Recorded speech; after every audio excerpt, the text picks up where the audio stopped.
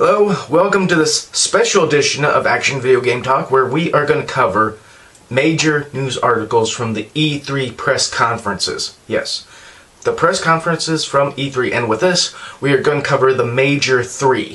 We're going to cover Microsoft, we're going to cover Sony, we're going to cover Nintendo. So, let's get right into it.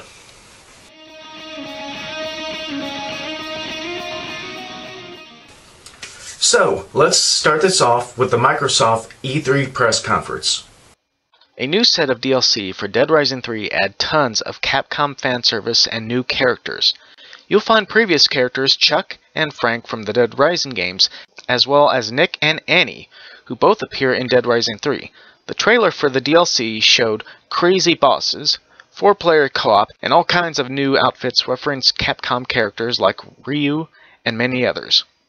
The end of the trailer also reveals what appears to be a tofu outfit, the bizarre character from Resident Evil 2. The DLC is available now for Dead Rising 3 on Xbox One.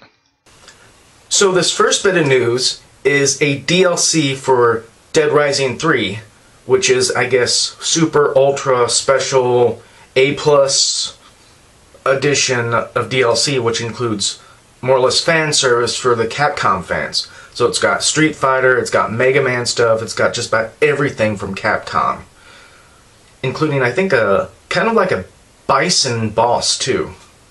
Now, this is a fun, interesting DLC that they made for the fan service, for the Capcom's, I guess, 31st anniversary or whatever. Now, I'm sure some people are going to criticize it because it's too over the top, but it does have 4-player co-op in it. So it's going to be fun. After more than a decade out of the spotlight, Rare's Vulgar Squirrel is back, and you can create his next adventure. Rare's M-rated mascot made a surprise appearance during a trailer for Project Spark at Microsoft's E3 press conference. The video announced that Team Dakota's game maker is getting a new Galaxies title set, allowing armchair developers to create sci-fi themed worlds and games. At the end of the video, however, a chainsaw-wielding Conker appeared to announce that he'd also be available for an update, which we assume will also include other characters and assets from Conker's Bad Fur Day. It might not be the sequel longtime Rare fans have wanted, but at least something. So this next bit of news is a bit of a, I guess, kind of revealing good news. For a long time, there's been this one character that we haven't seen in a long while. For those of you who don't know, there was a couple goofy, mature-rated, fun games called Conker's Bad Fur Day, Conker Live and Reloaded, which was more or less a remake of the original 64 version for the Xbox, the original Xbox. But now, Conker is coming back, but he's going to be part of Project Spark on the Xbox One. Now, Project Spark is where you can actually create worlds and make your own adventures, but also at E3 they introduce galaxies to it, so you can start doing like space battles and stuff. And with Conker being an additional add-on or update, it means that they can explore that little world of like Conker's Bad Fur Day and all those, you know, multiplayer teddies versus squirrels stuff that they had, which was interesting and fun. But yeah, I mean, I would have a better opinion of it if I actually played Project Spark. I mean, the whole idea of Project Spark is awesome. Being able to create your own adventures and stuff. Crackdown fans have a reason to celebrate. A new game, simply titled Crackdown, is heading exclusively to Xbox One. The debut trailer features the classic narrator voice courtesy of Michael McConaughey over 3 operatives launching a strike against the leader of the Los Muertos gang on the top floor of a skyscraper. One places and detonates explosives at the base of an adjacent building, another drives a truck loaded with explosives up the falling building, and the third snipes said truck. This blows the top off of the building straight into the gang leader's penthouse suite. Crackdown will feature co-op play on dedicated servers. The biggest news? Original Crackdown 1 developer Dave Jones is returning to the franchise to head a Microsoft Studios team. Now, also at Microsoft's E3 conference, they did announce Crackdown for the Xbox One. They introduced it by some narration, followed by 3 Crackdown soldiers setting up, I guess, this kind of takedown, assassination of a dealer boss, where they had, I guess one person was, if I remember this right, one person was like laying out explosives in the street, another person was driving a truck full of explosives, and one guy was on like a rooftop sniping the said truck or vehicle. And then the actual rooftop of the building that got exploded went right into the penthouse suite of this bad guy. I mean, I did try the first Crackdown game for the 360. Tried was the key word. It was fun, but it got to a point where it was like, I can't get any farther. I got all this stuff getting in my way. They say that the one bit of good news, aside from the announcement of Crackdown, was that somebody from the first Crackdown, either in the production or something like that, is coming back.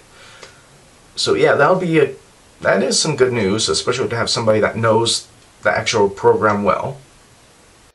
The new trailer for The Rise of the Tomb Raider opens on a therapy session between an unnamed doctor and his patient, a hooded woman who is soon revealed as Lara Croft.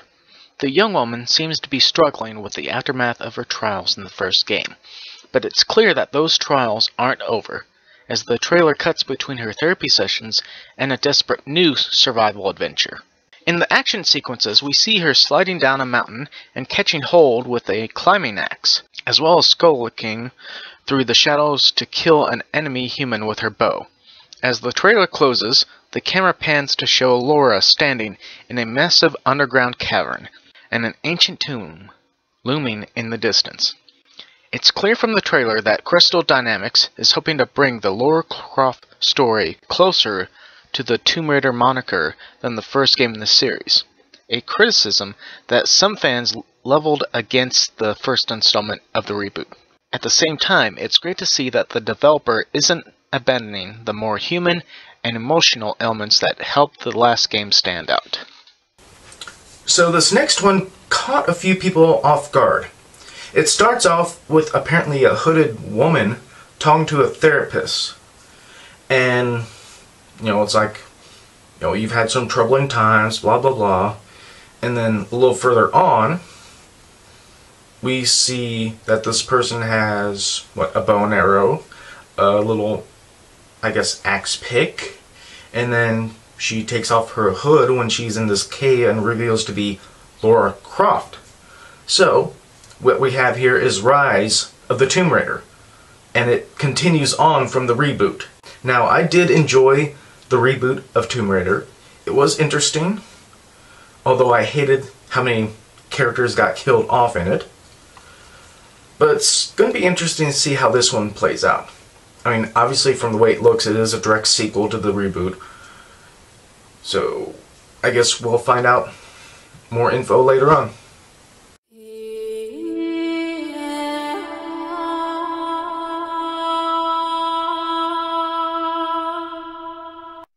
Halo 5 Guardians isn't coming out until next year, but that doesn't mean you won't be able to enjoy the series on your Xbox One in 2014. At its E3 press conference, Microsoft announced Halo Master Chief Collection, a single-disc collection of Halo Combat Evolved, Halo 2, Halo 3, and Halo 4 out on November 11th for $59.99. The collection not only offers a new way to experience the classic content, but it also serves as an introduction to Halo 5 Guardians, including access to the upcoming title's multiplayer beta. When we look at the transition of the platform and what we want to do with Master Chief's story, said Bonnie Ross, 343 Industries general manager at the E3 event, it is about his past, it is about his future, and we wanted an opportunity to tell his full story, exactly as you remembered, but then also with a new twist as we lead up to Halo 5 Guardians in 2015. Thus, Halo Master Chief Collection fulfills several ambitions. It's a collection of all the main numbered Halo titles. It's a celebration of the 10-year anniversary of Halo 2, and it's a tease for Halo 5 Guardians next year.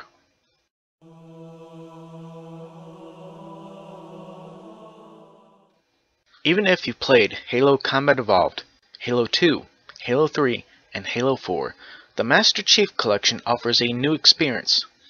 Not only will all of them run at 60 frames per second in 1080p, and include all of those games' respective DLC, but thanks to a custom user interface built just for this collection, you can play any of the campaign missions on the disc from any of the games in any order, in any difficulty. We can do more than just give you 4 Halo games, said executive producer of publisher at 343. We can give you a new way to play it. The collection also boasts 4,000 achievements. That's 1,000 per title, some of which mirror those in the original titles, as well as some new ones. 343 says that your stats across the games will be recorded and that Halo Waypoint will be supported, but it's still not decided exactly how.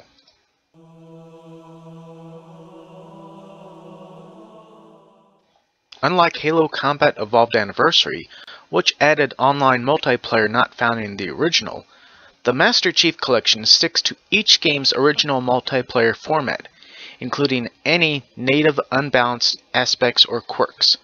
Series Development Director Frank O'Connor says that he can't promise that the gameplay hasn't been changed slightly due to technical reasons, but staples like the BRX button combo, for instance, remains.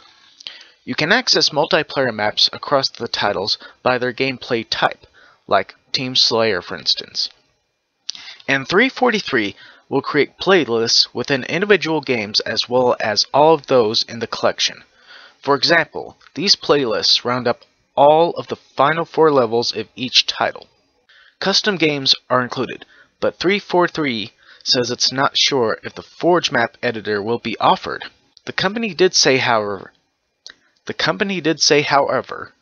that dedicated servers will be used for the title's multiplayer.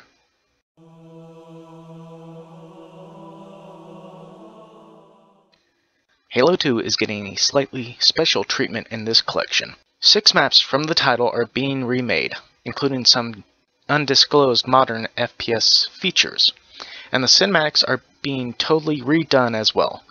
We saw a still of a soldier's face in one of the new cinematics, and the before and after effect was astounding. Similar to Halo Combat Evolved Anniversary, you can switch between the revamped Halo 2 and the original with the press of a button while you're playing. Unlike that title, however, the switch is instantaneous and doesn't rely on a wipe effect.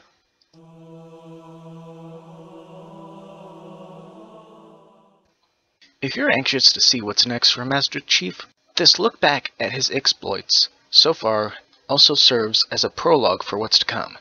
It's bookended by cinematics that tie all 4 of these games into Halo 5, and there are new terminals within Halo 2 that also contain information related to the 2015 title. The collection also features a full-length digital series, Halo Nightfall, which will appear as weekly digital shorts around the time of the collection's release. Nightfall is roughly the length of a feature film, contains characters related to Halo 5, and tells a story leading up to the game. The Master Chief Collection is also your ticket to getting your hands on Halo 5 Guardians multiplayer before anyone else.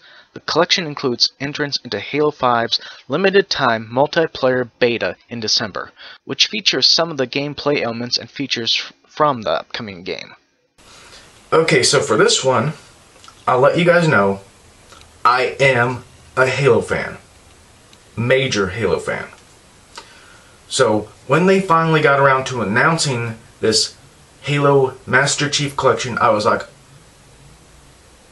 oh my god. Oh my god. Now, of course, the rumors started of it a while back about them coming out with the Halo 1, 2, 3, and 4 into a Master Chief Collection, but now at E3 they made it official.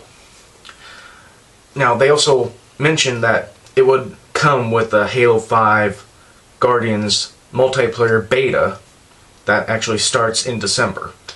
It also has this Halo, what was it, Nightfall, I think, which is going to be kind of like a live-action series leading up to Halo 5. Now, this was done before with Halo 4 with the, what was it, Forward Unto Dawn. They did a Halo series called Forward Unto Dawn that kind of led into Halo 4. So they'll probably be doing the same thing with this Nightfall or whatever it is, leading into Halo 5. And then with this Master Chief Collection, all the DLC multiplayer maps are going to be going online. And they keep saying dedicated servers for just about everything that they've brought up with this press conference at E3 as far as the Microsoft press conference. They keep bringing up dedicated servers. Now, with Halo, that is expected to happen. You want dedicated servers. You want servers that'll stay intact. And the one thing that I love the most about this isn't going to be a huge box set, at least not yet. From what we've heard, it's going to be one disc, all 4 games, for $59.99. I guess that's the power of Blu-ray, if that's what they're using. I think they are using Blu-ray for the Xbox Ones because it does look like it. But after thinking about this, and considering how much of a Halo fan I am, maybe I should switch back to Microsoft. Now, to me, the Master Chief Collection is something that can, and it looks like it will change me to go back to Microsoft. So, that does it for the Microsoft press conference. So, let's now go into the Sony E3 press conference.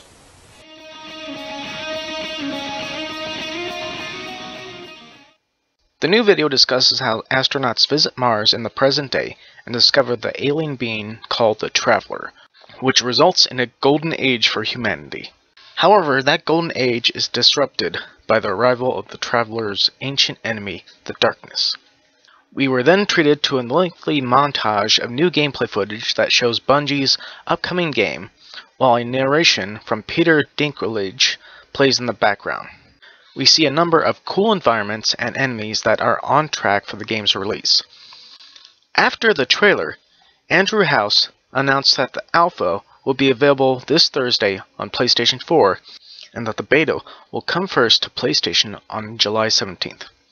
And a new PlayStation 4 console bundle on September 9th when the game launches, which will include a month of PlayStation Plus. Destiny will also get special armor, the Exodus map, and a mission to Mars as exclusive.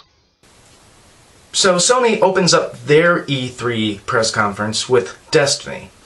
And everyone knows about this whole Traveler and stuff like that. Humanity had its golden age. And it goes into this little montage. And then it goes to this little, I guess, sphere thing that talks to you. Where it says that you're humanity's... No, I don't think it's humanity. I think it's Earth's last hope. And a little bit after this video footage that they show, they also announce a special PS4 bundle where it's going to be a white PS4 with Destiny and 1 month of PlayStation Plus membership. Now, they didn't actually put a price on that, but they said that'll be coming out the same day as the Destiny game. If I had to guess, I'd say if it's not the same price as the core PS4 system, it will be a little bit more. I wouldn't say a whole bunch more, but maybe a little bit more. I guess since the system itself is about $400, I guess maybe $450. That'd be just a guess. Now everyone's looking forward to Destiny and wanting to see it. And they did also announce that, I think it was, the alpha begins this Tuesday, or maybe it's next Tuesday, but I think they said beta begins, or beta first comes to PlayStation, and then they announced some additional stuff for the PlayStation, including a mission to Mars I guess, map or mission. During Sony's E3 2014 press conference, a new standalone DLC for Infamous Second Son called First Light was announced. Based on the quick clip shown, the DLC seems to focus on the character Fetch. Locked up in a prison for superpowered humans, Fetch will be forced to confront her past and embark on a journey of vengeance.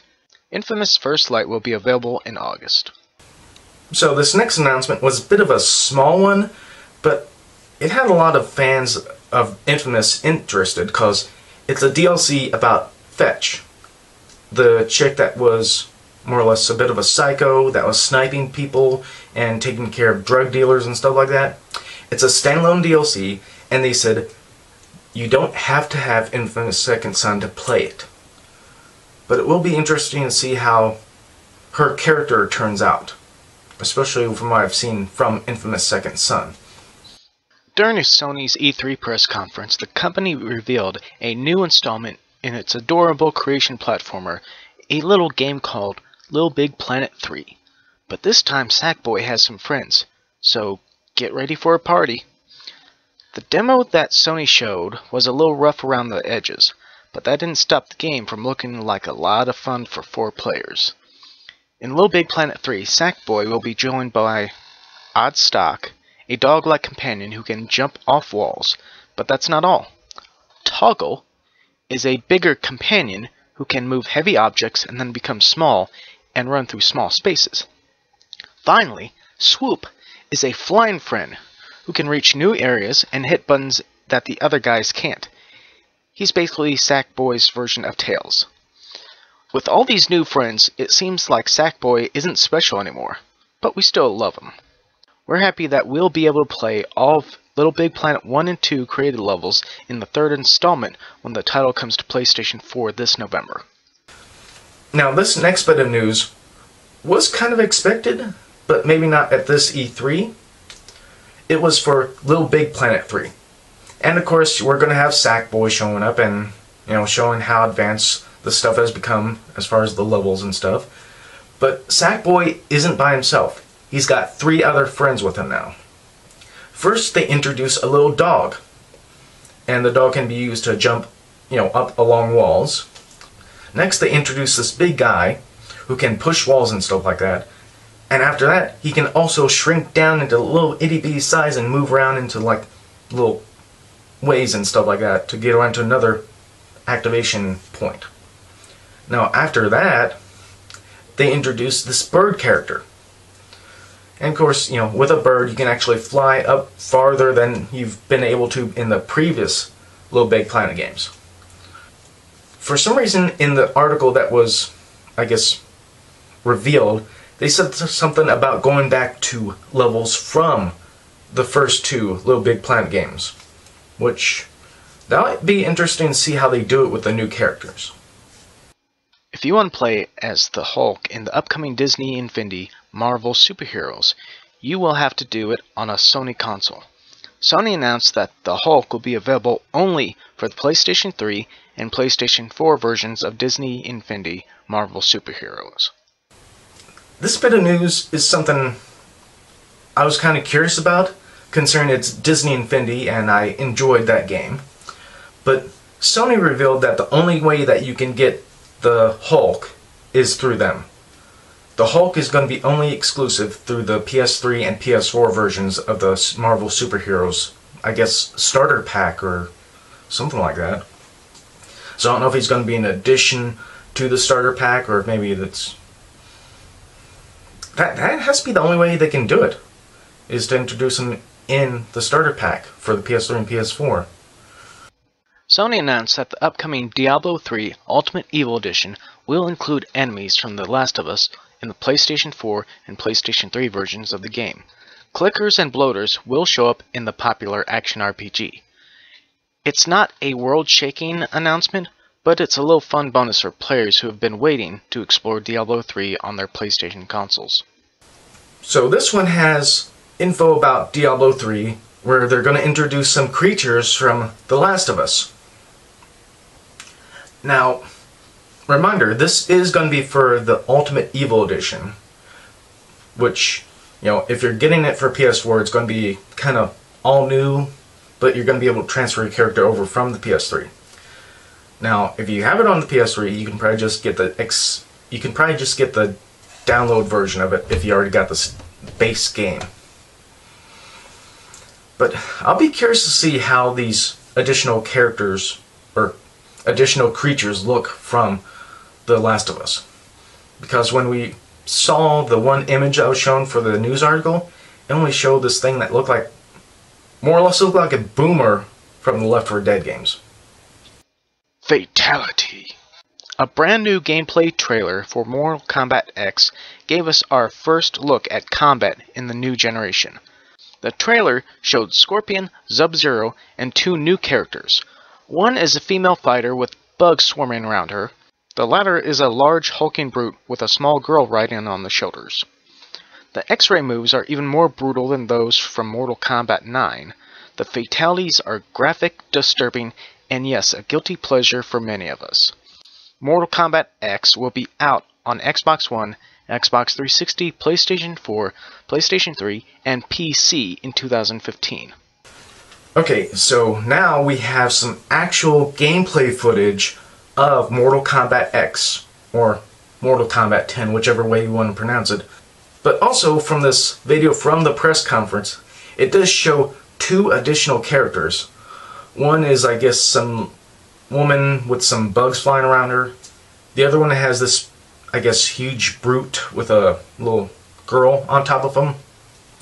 It sounds like one of those characters from Thundercats. That was like the lunar people that came in, I think, the second season after the movie. But I know that after the E3 press conference, they did reveal, I think, 2 more characters. Now, the 2 characters that they introduced seem like they are related to previous Mortal Kombat characters in the franchise. One looked like it's an offspring from Shao Kahn. The other one is an actual daughter of Johnny Cage and Sonya Blade. Now that I could see happening. I could see them having a daughter. I'm guessing we'll be seeing some more characters the further it gets along and closer it gets to the actual release day. During Sony's E3 press conference, Sony Computer and Entertainment President and Group CEO Andrew House announced that Rockstar's critically acclaimed open-world action game is coming to PlayStation 4. After a stylish trailer reintroducing players to Michael, Trevor, and Franklin, House announced that the PlayStation 4 version will feature enhancements over the last generation versions of Grand Theft Auto V, and will release this fall. Additionally, owners of the PlayStation 3 and 360 versions can copy over their progress to the PlayStation 4. We presume this is via the Rockstar Social Club, which would mean the same feature applies to Xbox One and PC versions. Perhaps the most important thing to note, however, was that House didn't mention any kind of exclusivity, timed or otherwise. Immediately after the show, Rockstar announced that GTA 5 is also coming to Xbox One and PC this fall as well. Grand Theft Auto 5 is finally coming to PlayStation 4. Now, I know where I work, people have been wondering, when is Grand Theft Auto going to be on the next or new gen systems? Now, I know I've had to maybe reply with maybe waiting for my, I think, a Game of the Year edition, but apparently we don't have to wait that long. I mean, right here, they're saying it is coming out for PS4, and then immediately after the Sony press conference, Rockstar said it's going to be out for PS4, Xbox One, and the PC. This is some great news for Grand Theft Auto fans. So, that'll be it for the Sony E3 press conference. Now, let's go into Nintendo's Nintendo Direct video, because for some reason they couldn't have an actual live press conference there, which is kind of pointless, but there was a lot of stuff revealed with the Nintendo Direct that they premiered at E3, although there was a lot more after, but that'll be for another time.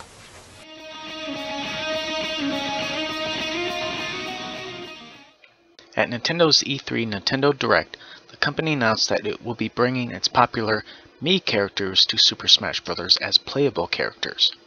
The avatars, which are known for their customization, have more than a few fighting tricks up their sleeves too. In addition to bringing their avatars over, players can choose from one of 3 different fighting styles for their Mii. The Brawler is a rough-and-tumble melee-based fighter with powerful punches and kicks, who dons gloves and heavy boots. The Sword Fighter wears cuffed boots, uses a blade weapon for quick slashing attacks. Finally, the Gunner is equipped with an arm cannon that would make Samus or Mega Man envious, and an overall high-tech look. Nintendo wanted to make sure that the characters weren't just animated ragdolls. They might not have the personalities of characters like Sonic or Bowser, but they do bring a large amount of flexibility to matches. Nintendo says they feature a wide variety of moves that players can draw from after selecting one of the 3 classes, providing further customization options. Look for Smash Bros. On the 3DS on October 3rd, and this holiday on the Wii U. Alright, so we have actual Miis being able to play in Super Smash Bros. This is going to be interesting, because with this bit of news they also revealed that some other celebrity-like Miis could be played too. But with this Mii versions being in the Super Smash Bros. Game, they did also announce 3 different versions that you could have for it. I think one was like an actual fighter, where you just have like the usual fists and stuff. Another one where you have just a sword to swipe. And then the third one, which was where you have like a gun, kind of like Samus and Mega Man. But yeah, this will be a good addition onto the Super Smash Bros. Game. Level 1-1 of Super Mario Bros. Has been heralded as one of the greatest game levels of all time, teaching player the fundamentals of the game with nearly every one of Mario's steps. Soon, budding designers will be able to see if they can do Nintendo 1 better, thanks to a Wii U game called Mario Maker. The game was shown in a quick trailer featuring Mario running along a familiar level. Familiar until he ran into a really tall piranha plant. At that point, the player zips into an edit mode, grabs the edge of the pipe and shrinks it to a more appropriate size. In a series of clips, we see players using the editor to add blocks and enemies. Players will be able to swap between the game's classic 8-bit presentation to something more akin to new Super Mario Bros. Art style too. There are a few nods to Mario Paint 2, including the fly and its swatter, and the round of applause. So we finally know, or at least from what we can tell, the Mario Maker that was leaked is actually going to be for the Wii U. This is... I mean, I could see it being only for the Wii U, but it is disappointing. They can put this on the 3DS, which hopefully they will. But with the Wii U, you're more or less creating your own levels of the original 8-bit Super Mario Bros. Game, along with apparently the new Super Mario Bros. 2 type of game. But of course it will be interesting to see how this plays out. I mean, it is Nintendo. They make fun games for everyone to play. Nintendo revealed a brand new Legend of Zelda game for the Wii U. Longtime Zelda mastermind Yuji Aonuma explained that the new game will be wide open as opposed to past regimented games in the series, especially Wind Waker, showing a sprawling landscape with mountains and fields. Link is shown atop a horse in a peaceful land. It's quickly disrupted by a laser-blasting, spider-like creature chasing him down. Link shoots off fire arrows to slow it down and takes out a special glowing blue arrow to finish it off. We don't get to see what it does as the trailer ends there, but it's probably safe to assume that the enemy's toast. The new Legend of Zelda is currently set for 2015 release. So also at the Nintendo Direct, they showed off what appears to be the new Legend of Zelda for the Wii U. But what they showed off was simply a horse, and what we guess is going to be Link in this, what appears to be an open area, much like, I guess, Elder Scrolls, where you have an open world to actually go through. And then everything looks peaceful. You know, we got the grass moving back and forth. Everything looks fine. And then something happens. We have this spider-like robot thing shooting lasers, chasing after what we're guessing is Link. This goes until we get to a bridge, in which case this Link shoots said monster creation with some arrows, causes it to explode, and then the final arrow that gets drawn out starts to glow and has something extra on it. And then we kind of see this new Link's face and a bit of his attire. Now, something that has also come up, which will probably be in the next episode, is this actually Link? Is this going to be the main hero? And is this a guy or a girl? Link has been the star of every Hyrule Warriors trailer, and Impa has been confirmed playable, but the roster still has more to offer. Nintendo has revealed Midna and Princess Zelda, a character Nintendo fans rarely get the opportunity to play as, were announced as playable. But that's not all. In Nintendo Direct's conference, the developers and Zelda series producer promised that everyone will be able to play as their favorite characters, and they will all have their own movesets. We've seen Link doing some fancy sword work, but today's video also showed Zelda using a huge collection of light arrows, and Midna using her ethereal hand to swat away enemies. Along with a reveal of characters and more gameplay footage, Nintendo also says a 2-player mode will be available so players can play together, one on the television, one on the gamepad. Hyrule Warriors is coming to Wii U on September 26. Princess Zelda and Midna are going to be part of this Hyrule Warriors. I'm going to be curious to see how this turns out. I mean, we kind of know how Princess Zelda can fight, because it was shown here. And Midna, I don't know, Midna is known for the Twilight Princess, for being the little, I guess, person going around with the wolf Link. I guess the creator of the Legend of Zelda game has been asked where this video game takes place as far as the timeline. This can't take place anywhere in the timeline. I mean, this has characters from all over the Legend of Zelda's history. I mean, you got Twilight Princess, you got Zelda, you got Link, you got Impa.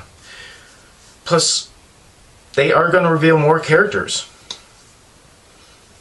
And I'm going to be curious to see if they do introduce Ganondorf to play.